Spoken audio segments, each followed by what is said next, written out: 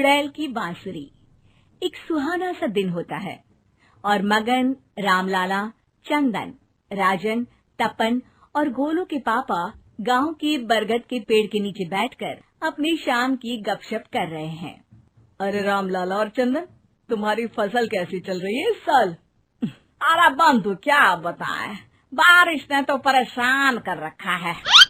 सही बात, बारिश की कमी ने दिमाग खराब कर दिया है। सरपंच गांव वालों के लिए एक खबर लेकर आता है। अच्छा मेरे गांव के भाइयों, सुनो जरा।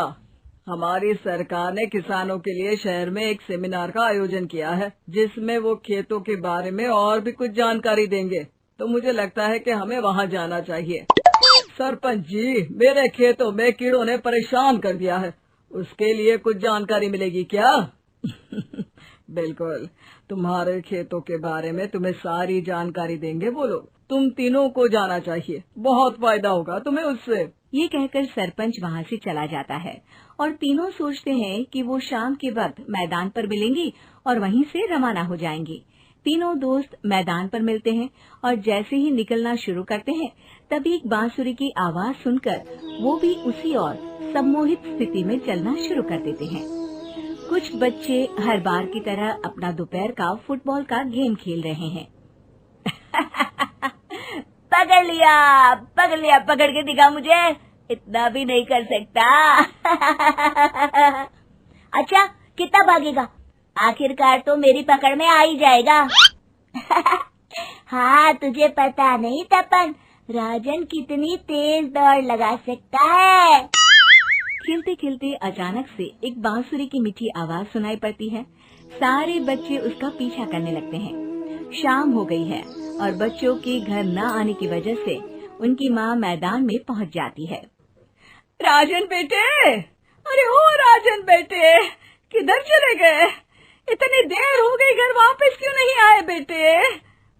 तपन बेटा, चलो घर, शाम हो गई है, कितना खेलोगे? और गोलू, ओ गोलू।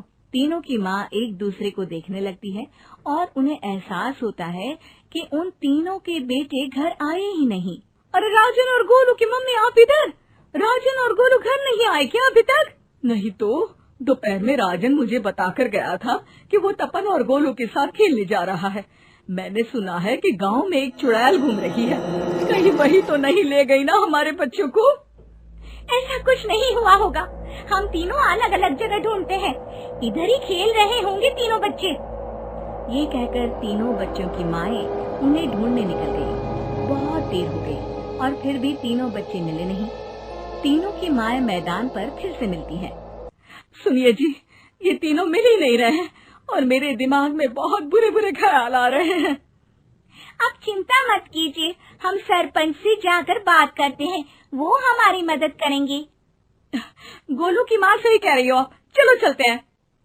एक उम्मीद की आशा लेकर तीनों अपने बेटों की फिक्र में सरपंच के घर जा पहुंचती है। सरपंच अपनी शाम की चाय पी रहे हैं और अखबार पढ़ रहे हैं। तभी तीनों की माँ हड़बड़ी में भागकर उनके पास आती है। अरे अरे, आप तीनों इतनी डरी हुई क्यों हो? क्या हुआ? ऐसी क्या बात हो गई?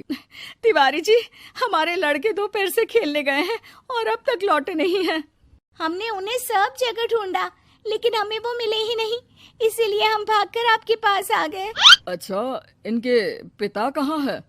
ये कुछ काम के लिए शहर गए हैं, इसीलिए हम भागकर आपके पास आए हैं। हाँ, मैं उसके बारे में भूल ही गया था। एक काम कीजिए, मुझे उस जगह लेकर चलिए जिधर वो आखिरी बार खेल रहे थे। सरपंच घर से एक डंडा लेकर तीनों के साथ मैदान की ओर निकल पड़ते हैं। तीनों मैदान पर पहुंच जाते हैं और उन्हें ढूंढने के लिए कुछ सुराग खोजना शुरू करते हैं। आपको कोई ऐसी जगह पता है जहां ये तीनों साथ में मिलते हैं? नहीं जी, ऐसी तो कोई जगह नहीं पता। अचानक से वही बांसुरी की आवाज आना शुरू हो जाता है और सरपंच सम्मोहित होकर उस आवाज की तरफ जाना शुरू कर देते हैं। अरे तिवारी जी, आप ठीक तो हैं? कहाँ जा रहे हैं? अरे ओ तिवारी जी, वो हमें सुन नहीं पा रहे हैं क्या? सरपंच बांसुरी की धुन में झुककर उसी दिशा में आगे बढ़ रहे थे। ये आवाज कैसी? ऐसा लग रहा है कि कोई बांसुरी बजा रहा हो। हाँ, सरपंच जी भी उसी दिशा में जा रहे हैं। सरपंच का पीछा कर तीनों मैदान के टूटे हुए बंगले पर पहुंच गए और सरपंच के पीछे दरवाजे के अंदर घुस गए। तीनों बंगले के अंदर झांकते हैं तो देखते हैं कि बहुत अच्छे से संभाला गया है बंगला। उतने में एक हंसी की आवाज आती है।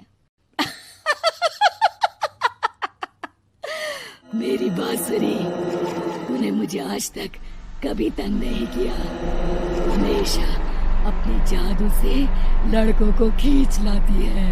ये बोलते ही राजन की माँ को तीनों बच्चे और उनके पिता वहाँ चुड़ैल के पास लेटे हुए दिखते हैं। अरे वो देखो गोलू के पापा। अरे रे। अरे गोलू की माँ, अब चुप रहिए ना जरा। उस चुड़ैल ने देख लिया तो हम भी फंस जाएंगे। इन्हें बचाएगा कौन? लगता है ये शहर गए ही नहीं और इस चुड़ैल ने इन सबको भी यही बुला लिया है। अब हमें इन्हें छुड़ाना होगा। एक काम करते हैं।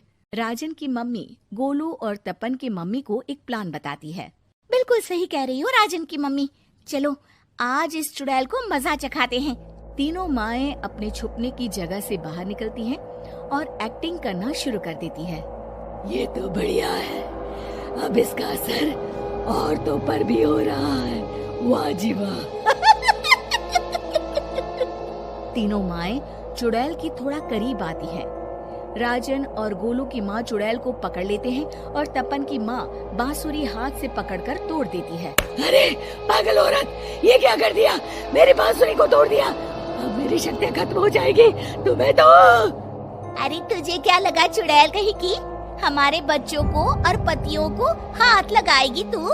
बांसुरी टूटने की वजह से चुड़ैल खाक होकर गायब हो जाती है और सारे लोगों की आंख खुल जाती है।